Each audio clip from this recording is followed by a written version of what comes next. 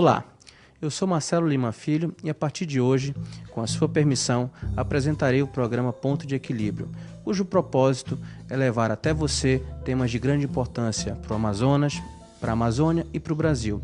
E para isso contaremos com a presença dos maiores especialistas em desenvolvimento regional que virão até você por intermédio do AmazonSat. Como é de amplo conhecimento, há 45 anos o modelo Zona Franca de Manaus é o maior responsável pelo desenvolvimento em toda a região. Por essa razão nós consideramos o mais bem-sucedido modelo de desenvolvimento regional e eu queria chamar uma matéria para que todos possamos compreender melhor a importância desse instrumento. Ao completar 45 anos, o modelo Zona Franca de Manaus enfrenta sérios problemas. A crise do polo de componentes e de duas rodas, reflexo da concorrência dos produtos asiáticos, desafia empresários e governo. Além disso, a falta de créditos resultou em quedas nas vendas. Uma alternativa seria a criação de processos produtivos básicos para novos produtos. Conhecido como PPB, o recurso controla a concessão de benefícios fiscais, estratégia para enfrentar a concorrência de outros estados.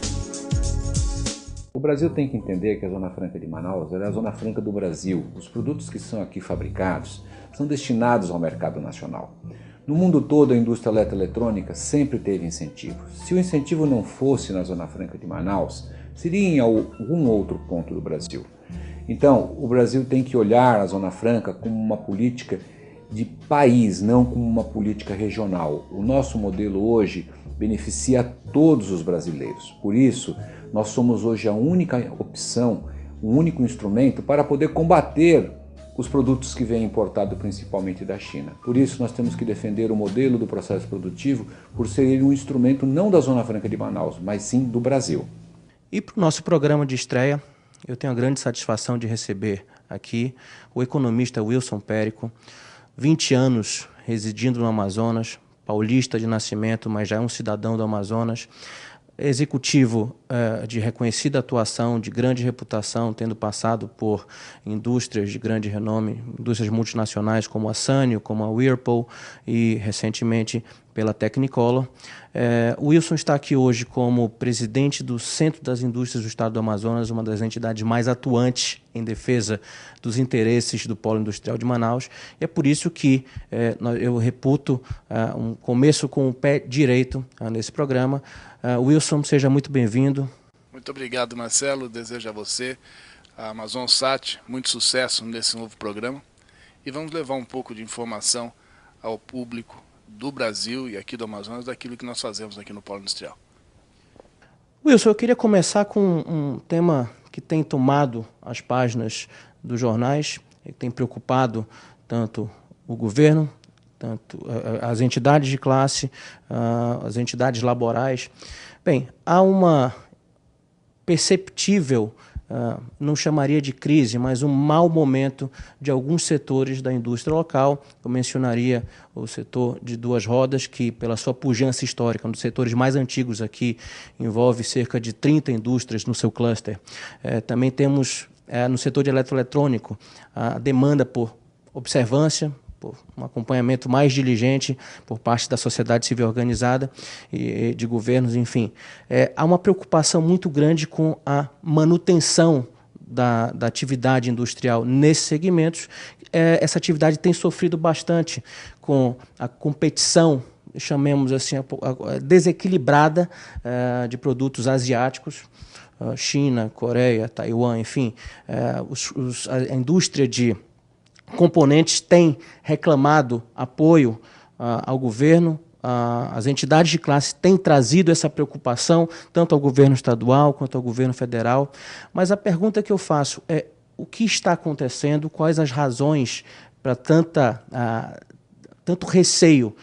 Afinal de contas, temos tido aí cerca de 10 mil empregos, postos de trabalho que foram encerrados nos últimos meses e, assim, um reclamo geral.